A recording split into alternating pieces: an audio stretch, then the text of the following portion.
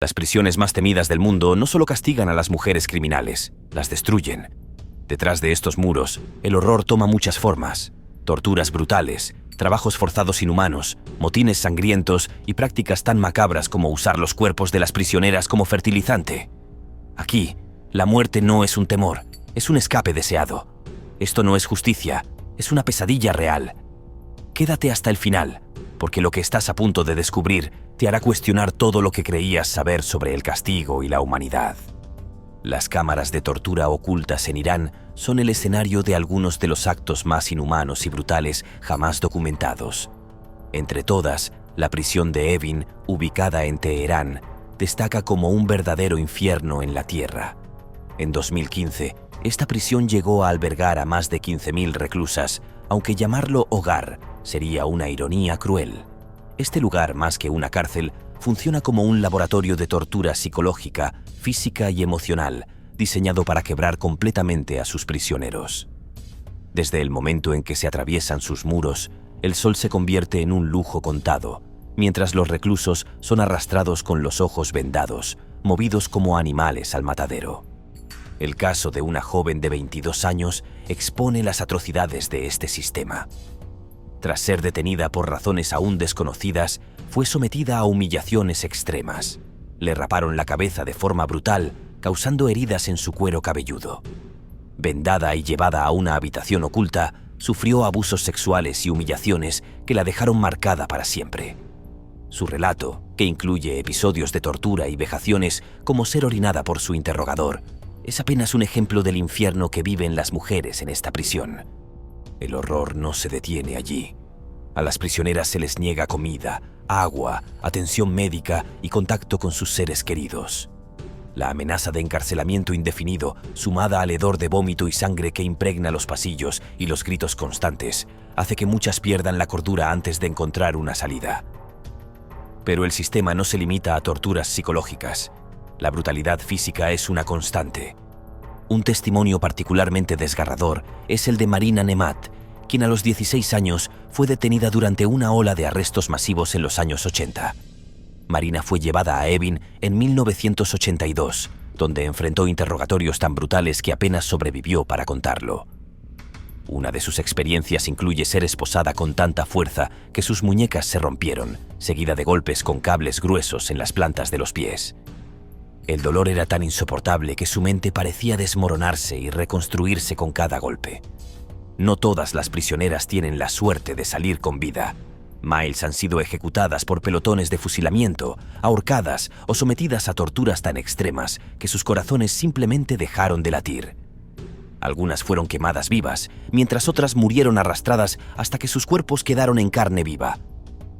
Estos horrores son apenas una fracción de lo que sucede detrás de los muros de Evin. Los motines, como el ocurrido el 15 de octubre de 2022, solo añaden más caos al sufrimiento. Explosiones, incendios y enfrentamientos con la policía dejan pocas posibilidades de supervivencia. La prisión de Evin no solo representa el colapso de la humanidad, es una muestra de cómo el sistema puede convertirse en el verdugo de su propio pueblo. Mientras tanto, aunque las prisiones de mujeres en Estados Unidos no comparten el mismo nivel de caos absoluto, su sistema también está diseñado para hacer la vida insoportable a sus reclusas con métodos más calculados y menos evidentes, pero igualmente devastadores. La relación entre las costumbres y la cultura de Irán y el trato a las reclusas en sus cárceles refleja una compleja interacción entre la tradición, las normas sociales y las estrictas interpretaciones del sistema judicial islámico. En Irán, la cultura está profundamente influenciada por una visión conservadora del Islam chiita, que enfatiza el control sobre la moralidad y la obediencia a las leyes religiosas. Esta mentalidad se extiende al tratamiento de las mujeres, especialmente aquellas que son encarceladas, quienes a menudo son vistas a través del prisma de una moralidad estricta que exige sumisión y corrección. Las reclusas, muchas de las cuales han sido arrestadas por infracciones relacionadas con la vestimenta, el comportamiento o la defensa de sus derechos, sufren una represión aún mayor en las cárceles, donde las autoridades ejercen un control extremo sobre sus cuerpos y mentes. Las condiciones en las prisiones iraníes son notoriamente duras. y las mujeres, especialmente aquellas que se oponen al régimen, enfrentan torturas psicológicas y físicas que no solo buscan castigar sus crímenes, sino también moldear su carácter conforme a la ideología dominante del Estado. En este contexto, las cárceles se convierten en un microcosmos de una sociedad que, en muchos casos, prefiere suprimir a las mujeres en lugar de promover su integración plena como sujetos de derechos, perpetuando así un ciclo de violencia institucionalizada y control social. El oscuro infierno de las prisiones femeninas en Estados Unidos, cuando el horror se vuelve realidad. Hablar de las prisiones femeninas en Estados Unidos es destapar una cloaca de abusos, violencia y un sistema corrupto que parece operar bajo sus propias reglas de impunidad. Aunque estas instituciones deberían servir para la rehabilitación, la realidad que viven las reclusas es tan escalofriante que deja a las películas de terror como meras historias infantiles. De hecho, algunas reclusas aseguran que los verdaderos monstruos no están entre los internos, sino entre los muros vestidos de uniforme. Según un reporte aterrador, más del 85% de las mujeres encarceladas han denunciado abusos físicos o sexuales en estas prisiones. Los casos que logran salir a la luz no son ni la punta del iceberg, pero lo que se sabe ya es suficiente para helar la sangre. Entre esos casos, el de Sherry Weimar se ha convertido en un grito desesperado de justicia. Weimar, quien ahora está paralizada del cuello para abajo tras ser brutalmente golpeada por 4 guardias, representa la agonía de muchas mujeres en prisión. ¿Su crimen? Haberse quejado de un dolor que le impedía limpiar un retrete. Los guardias, en lugar de ofrecerle ayuda médica, la golpearon con una brutalidad que terminó rompiéndole el cuello. Un sistema de impunidad y sospechas mortales. Si el caso de Sherry es espeluznante, el de Tandra Ellington roza los límites de lo siniestro. A solo 7 meses de salir en libertad, fue encontrada muerta en una celda de aislamiento. Las autoridades argumentaron que fue una enfermedad cardíaca, pero su familia, llena de dudas, decidió investigar por su cuenta. Una autopsia independiente reveló algo impactante. No había ninguna enfermedad cardíaca. Tandra murió por un trauma severo causado por golpes brutales que provocaron hemorragias internas. Además, su cuerpo presentaba cortes y moretones, lo que contradecía la versión oficial de las autoridades. Lo que realmente avivó la sospecha de su familia fue una carta que Tandra envió a su tía días antes de morir. En ella mencionaba que un tal Sargento K había amenazado con matarla y ensuciarla como a un perro. Esta carta, además de aterradora, resultó profética. El día que fue llevada a aislamiento, 10 días después de enviar esa carta, la familia denunció su contenido y solo 24 horas después, Tandra apareció muerta. Testigos silenciados y un sistema podrido. Las reclusas de la prisión donde murió Ellington, la infame Lowell Correctional Institution, han compartido sus propios horrores, aunque bajo estrictas medidas de anonimato. Utilizan notas secretas y sin firmar para evitar represalias, porque en esa prisión hablar puede ser un error mortal. Según estas notas, Ellington había sido testigo de un abuso sexual perpetrado por el mencionado Sargento K contra otra reclusa. Su denuncia no solo desató amenazas de muerte, sino que selló su destino. El sistema descrito por las reclusas como una pandilla parece operar con una jerarquía de poder dentro de los mismos guardias. Algunos usan a las reclusas como peones para consolidar su dominio. La brutalidad no solo es un medio de control, sino también un espectáculo para quienes buscan ascender en esta macabra pirámide de poder. ¿Un infierno diseñado para castigar sin límites? Lo que ocurre en Lowell y otras prisiones estadounidenses no es un caso aislado. Desde violaciones hasta suicidios sospechosos que parecen más ejecuciones encubiertas, el sistema penitenciario ha demostrado ser una máquina despiadada de deshumanización. Las denuncias, aunque impactantes, suelen ser ignoradas o enterradas bajo pilas de burocracia. Los pocos casos que llegan a la justicia apenas logran arañar la superficie de un sistema podrido.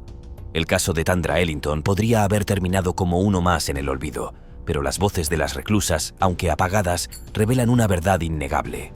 En estas prisiones, las reglas del silencio y la violencia son el pan de cada día. ¿Qué dice esto de nuestra sociedad? Que en el corazón de un sistema supuestamente diseñado para rehabilitar, se perpetúe un infierno tan brutal es una señal de un problema mucho más profundo. ¿Cómo puede una sociedad civilizada ignorar los gritos de las más vulnerables, encerradas no solo por sus crímenes, sino por la corrupción, el abuso y la crueldad? Mientras sigan ocurriendo casos como los de Sherry Weimar y Tandra Ellington, las cárceles femeninas de Estados Unidos no serán un lugar de justicia, sino una condena al olvido y al sufrimiento perpetuo. Y hasta que alguien no derrumbe esos muros de silencio, los verdaderos culpables seguirán ejerciendo su poder en las sombras. A pesar de la imagen que proyecta Estados Unidos como la potencia mundial y el defensor de los derechos humanos, las cárceles femeninas en este país son un sombrío reflejo de una realidad completamente opuesta. En estas instalaciones, las mujeres son sometidas a condiciones inhumanas que vulneran constantemente sus derechos más básicos. Aunque Estados Unidos se presenta como un modelo de democracia y justicia, las reclusas enfrentan abusos sistemáticos, desde violencia física y psicológica hasta explotación sexual, todo ello perpetrado tanto por personal penitenciario como por otros prisioneros. La falta de reformas eficaces en el sistema carcelario femenino ha llevado a que estas mujeres se enfrenten a diario a un entorno donde la brutalidad, la humillación y la impunidad se vuelven parte de su rutina. Muchas de ellas, en su mayoría de origen minoritario y empobrecido, son víctimas de un sistema que las margina aún más, dejándolas atrapadas en un ciclo de violencia y desesperanza. Mientras el país se jacta de su compromiso con los derechos humanos en el ámbito internacional, en sus propias cárceles, especialmente en las dedicadas a mujeres, se perpetúan abusos flagrantes que revelan una contradicción profunda entre la imagen que se quiere proyectar y la cruda realidad interna. Los cementerios del alma, las prisiones más temidas de Rusia. En Rusia existe un tipo de prisión tan despiadada que incluso los criminales más temibles y violentos prefieren evitarla a toda costa. Estas instituciones, conocidas como colonias correctivas o por sus siglas romanizadas IK, no son simplemente cárceles. Son lugares donde la humanidad muere lentamente y la supervivencia depende de cuán lejos estés dispuesto a llegar para mantenerte vivo. Dentro de estas prisiones, que incluyen instalaciones como el IK-2, el IK-6 e incluso el temido IK-28, no existen reglas claras. Todo se reduce a una sola norma. Cada uno hace lo que quiere. Guardias corruptos, prisioneros dominantes y una atmósfera de violencia perpetua convierten estos lugares en un infierno en la tierra. Entre los nombres asociados a este brutal sistema está el de Tatiana Gavrilova, una mujer cuya historia es un ejemplo desgarrador de lo que significa vivir en una de estas prisiones. El inicio de la pesadilla. Tatiana tenía 44 años cuando fue arrestada en 1999, acusada de asesinato. Según su versión, el crimen fue cometido en defensa propia durante un acto de abuso sexual al que fue sometida. Sin embargo, el sistema judicial ruso la pintó como alcohólica y drogadicta para justificar una condena particularmente dura: 16 años en prisión. Para muchos, esto sería una sentencia de vida. Para Tatiana, fue algo aún peor. Fue enviada al IK-2, donde el castigo no solo era físico, sino que se extendía al alma misma. Desde el momento en que cruzó las puertas del IK-2, su vida cambió para siempre. Las prisioneras más fuertes, llamadas observadoras, mantenían el orden en nombre de los guardias, pero su versión de orden incluía golpizas, humillaciones y torturas. Los propios guardias no solo permitían estas atrocidades, sino que participaban activamente en ellas, convirtiendo cada día en una lucha por la supervivencia. Un ciclo interminable de tortura. Tatiana intentó resistir. Comenzó a escribir cartas de apelación para impugnar su sentencia, pero en las prisiones IK, las apelaciones nunca llegan a su destino. Las cartas acumulaban polvo en las oficinas, ignoradas por completo. Mientras tanto, sus intentos por llamar la atención de las autoridades solo empeoraron su situación. Los guardias comenzaron a golpearla regularmente, encerrándola en aislamiento para quebrar su espíritu. Y cuando parecía que las cosas no podían empeorar, los guardias le exigieron que confesara crímenes que no había cometido. «Si no confiesas, las cosas se pondrán mucho peor», le advirtieron. Negarse no era una opción. Hablar solo traía más castigos. En este ambiente, una reclusa llamada P fue asesinada por las observadoras. Este hecho, aunque trágico, presentó una oportunidad para Tatiana. Desesperada por escapar del IK-2, se declaró culpable del asesinato de P, esperando que la trasladaran a otra prisión para enfrentar un nuevo juicio. Pero su plan fracasó. Su confesión fue desestimada y, en lugar de ser trasladada a una mejor situación, fue enviada al IK-28, una prisión aún más temida. El infierno del IK-28, El IK-28 no es solo una prisión, es un lugar donde la humanidad desaparece por completo.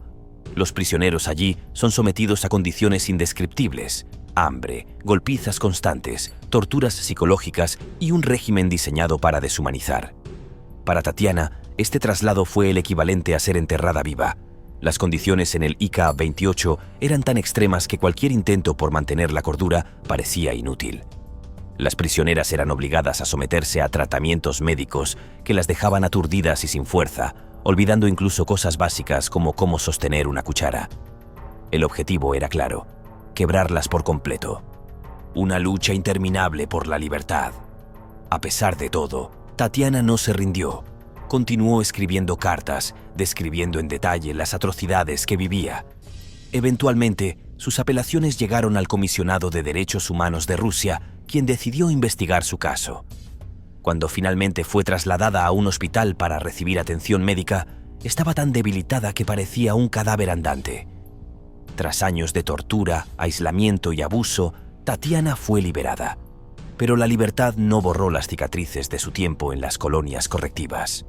Su historia, como la de muchas otras prisioneras en Rusia, es un recordatorio de lo que ocurre en estos cementerios del alma, donde la vida humana pierde todo valor y el sufrimiento se convierte en la norma. En las colonias correctivas rusas, el castigo trasciende lo físico. La deshumanización sistemática destruye cualquier vestigio de dignidad y esperanza. Para Tatiana, cada día en prisión fue una batalla por sobrevivir, no solo contra los abusos, sino también contra la pérdida de su identidad. Estas prisiones, verdaderos cementerios de humanidad, son un reflejo oscuro de un sistema donde la justicia se convierte en tortura y la redención parece imposible. Al final, la historia de Tatiana no es solo la de una mujer luchando por sobrevivir, sino la de un sistema que deja a sus prisioneros con una sola opción: perderse en el abismo o pelear hasta el último aliento. Las cárceles femeninas en Rusia, aunque menos discutidas a nivel internacional, son un reflejo de un sistema penitenciario cruel y opresivo. Las condiciones insalubres, la sobrepoblación y la falta de atención médica son comunes, y las mujeres, especialmente las que provienen de grupos marginados, sufren la deshumanización de un sistema que no garantiza sus derechos ni su bienestar. A pesar de los esfuerzos por mejorar la situación, las cárceles rusas siguen siendo lugares donde las reclusas viven una realidad de constante abuso y vulneración de sus derechos. Penitenciaría Estatal de la Mesa, México. En las entrañas de Tijuana, Baja California, México, se encuentra una de las prisiones más infames del país, la Penitenciaría Estatal de la Mesa. Este lugar no necesita introducción para quienes conocen su reputación. Las pocas imágenes que existen de esta prisión están llenas de cadáveres en el suelo, policías fuertemente armados vigilando los alrededores y un ambiente que parece extraído de una película de terror. A escasos kilómetros de la frontera con Estados Unidos, la Mesa se alza como un oscuro recordatorio de los límites del sistema penitenciario mexicano. Con más de 6.000 reclusos en un espacio diseñado para menos de 2.000 personas, la violencia no es la excepción, sino la norma. Sin embargo, no siempre fue así. En los años 80, esta prisión fue hogar temporal de Chalino Sánchez, el legendario músico mexicano, quien fue detenido por cargos de contrabando de personas. Según se dice, su carrera musical comenzó entre estas paredes, componiendo corridos para sus compañeros reclusos. Hoy, los corridos han sido reemplazados por el eco de disparos, disturbios y gritos de desesperación. El motín de 2008, una tragedia anunciada. El 13 de septiembre de 2008, el infierno se desató en la Mesa. Todo comenzó con un registro rutinario en la celda de un recluso donde se encontraron drogas y teléfonos móviles. Lo que debió ser un procedimiento controlado terminó en tragedia cuando el preso en cuestión se rebeló y murió a manos de los guardias. Este hecho, que muchos consideran un acto de brutalidad injustificada, encendió la mecha de un motín violento que duró más de 12 horas. Los presos, enfurecidos, tomaron la justicia en sus manos. Armados con piedras y cualquier cosa que encontraran, se enfrentaron a los guardias en una lucha desigual. Durante el enfrentamiento, más de 30 personas resultaron heridas y 3 murieron, incluyendo un recluso que fue brutalmente golpeado y lanzado a las llamas de un incendio provocado por los propios internos. Pero lo peor estaba por llegar. Un motín desencadenado por el hambre. Solo 3 días después, el caos volvió a apoderarse de la Mesa. Esta vez, las reclusas fueron las protagonistas. En un acto de desesperación, escalaron la parte superior de la prisión, gritando y rompiendo bombillas para usar los trozos afilados como armas improvisadas. El hambre y la falta de agua tras el motín anterior habían llevado a los internos al límite. El motín se extendió como pólvora. Las celdas vecinas se unieron al levantamiento y pronto toda la prisión estaba sumida en el caos. Las familias de los presos, desesperadas por la seguridad de sus seres queridos, rodearon el penal exigiendo respuestas. La situación era insostenible, fuego cruzado, una masacre inevitable. La respuesta de las autoridades no se hizo esperar, pero su método fue polémico. En un intento por retomar el control, los guardias abrieron fuego contra los internos. Lo que comenzó como un motín terminó en una tragedia sangrienta. 23 personas perdieron la vida, muchas de ellas mujeres que habían iniciado la protesta. Según testigos, algunas fueron ejecutadas al estilo militar, mientras que otras sucumbieron a las heridas sufridas durante los enfrentamientos. La brutalidad de estos hechos dejó una huella imborrable en la historia de la prisión. ¿Fue una respuesta necesaria para evitar un desastre mayor o una masacre innecesaria orquestada por el Estado? Las opiniones se dividen, pero las cifras son claras. La mesa no es solo un lugar de castigo, es un símbolo de cómo el sistema puede fallar de manera estrepitosa. Un campo de batalla perpetuo. Hoy, la mesa sigue siendo un lugar donde la violencia acecha en cada esquina. No importa si eres guardia, interno o visitante. Nadie está a salvo.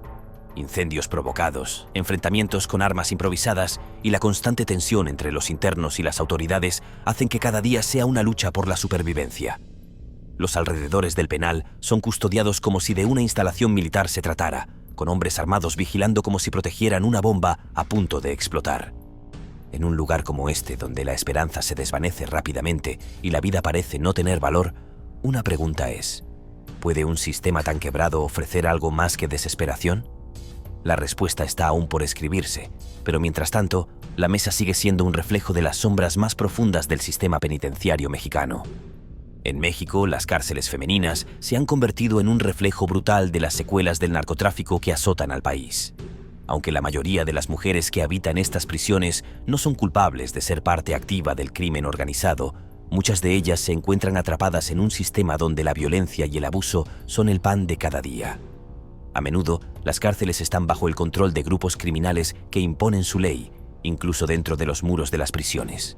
En este contexto, las mujeres encarceladas en México no solo sufren por los delitos que cometieron, sino también por las consecuencias de vivir en un país donde el narcotráfico permea todos los rincones de la sociedad, incluida la justicia penal.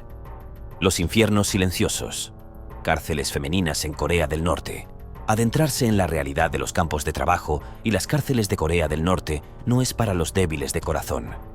Cada detalle es una ventana a un mundo de horror inimaginable, donde la brutalidad trasciende lo humano y lo inimaginable se convierte en rutina. Lo que estás a punto de ver no es una historia ficticia ni una exageración. Son testimonios escalofriantes de aquellos que sobrevivieron para contar lo que muchos no pudieron. En Corea del Norte, las prisiones no son prisiones. Allí se les llama campos de reeducación, lugares donde la ideología y la opresión convergen en formas aterradoras. Aquí no existe la distinción entre un preso político y un delincuente común. Un periodista que criticó al régimen puede terminar compartiendo celda con un asesino en serie. Estos campos albergan entre 500 y 7.000 prisioneros, y se estima que existen al menos 25 campos activos. Esto se traduce en un número oficial de entre 50.000 y 150.000 reclusos. Sin embargo, según los relatos de desertores, esa cifra puede llegar a los 200.000. Pero más allá de los números, lo verdaderamente aterrador es lo que ocurre dentro. Cercados por alambre de púas electrificado, los presos no solo pierden su libertad, sino también su humanidad. Los guardias les dicen: ya no son seres humanos, son bestias. Si quieren sobrevivir, deben aceptar esto. Y sobrevivir es la única opción, aunque las probabilidades estén en su contra. Un infierno diurno, trabajo forzado sin fin. La jornada en estos campos comienza antes del amanecer, alrededor de las 4 o 5 de la mañana, y se extiende hasta pasada la medianoche. Una sobreviviente norcoreana describió cómo 4 mujeres eran obligadas a tirar de un carro cargado con 1 tonelada de tierra, reemplazando a los bueyes. No podían avanzar despacio. Debían correr, sin importar el peso ni el desgaste físico. Esta extenuante labor era presentada como una herramienta de reeducación. pero en realidad solo llevaba a la muerte. La pausa no existe. Comer, beber agua o simplemente respirar fuera de los tiempos establecidos puede ser motivo de ejecución. Los castigos son implacables y públicos, diseñados para infundir miedo y obediencia. Hambre y desesperación, una dieta de horror. El hambre en los campos es otra forma de tortura. Las raciones son tan miserables que las reclusas recurren a comer ratas vivas, serpientes o cualquier insecto que encuentren. Incluso los granos desenterrados del estiércol animal son considerados manjares. Una ex reclusa relató cómo, al perder toda la grasa de su cuerpo, las llagas comenzaron a pudrirse al quedar su coxis expuesto. Esa mezcla de dolor, infección y hambre extrema lleva a muchas a una muerte lenta y agonizante. Para las mujeres embarazadas, la pesadilla adquiere otro nivel. No se permite el nacimiento de bebés en estos campos. Los métodos de aborto incluyen inyecciones de agua salada, golpes brutales al vientre o la ejecución inmediata del recién nacido, ya sea enterrándolo vivo o pisoteándolo hasta matarlo. Ejecuciones públicas, la muerte como espectáculo. En los campos norcoreanos, la ejecución no es un castigo reservado para las peores infracciones, es un método cotidiano de control. Hablar, moverse fuera de lugar o simplemente intentar recoger una semilla del suelo puede ser motivo suficiente para la pena capital. Pero no es una muerte rápida ni discreta. Las ejecuciones son públicas y aterradoras, llevadas a cabo frente a miles de prisioneros. El objetivo es claro: sembrar el terror y sofocar cualquier idea de rebelión. Un testimonio impactante es el de una mujer que fue ejecutada frente a 6.000 presos simplemente por gritar que tenía hijos que la esperaban en casa. Recibió 18 disparos al corazón, un recordatorio escalofriante de que el sistema no tiene piedad. Experimentación humana. El límite de la barbarie. Como si el hambre, las torturas y las ejecuciones no fueran suficientes, los prisioneros también son utilizados como conejillos de indias para experimentos bioquímicos. Según el testimonio de una sobreviviente, un grupo de 50 prisioneros fue obligado a ingerir col coreana contaminada. Minutos después, comenzaron a sangrar por la boca y el ano, muriendo en menos de media hora. Los cuerpos de estos prisioneros no recibían un entierro digno, eran quemados o usados como fertilizante. ¿Un futuro de esperanza? El horror que enfrentan las mujeres en estas cárceles trasciende cualquier límite ético o moral. Cada historia de abuso, hambre y muerte es un llamado urgente a la acción internacional. Aunque estas prácticas aún persisten, el testimonio de los sobrevivientes y el conocimiento de estas atrocidades son el primer paso hacia un futuro donde estos horrores sean solo un capítulo oscuro de la historia. Estas prisiones de Corea del Norte, aunque impactan por su brutalidad, no son más que una muestra de las atroces condiciones que enfrentan miles de personas bajo un régimen dictatorial.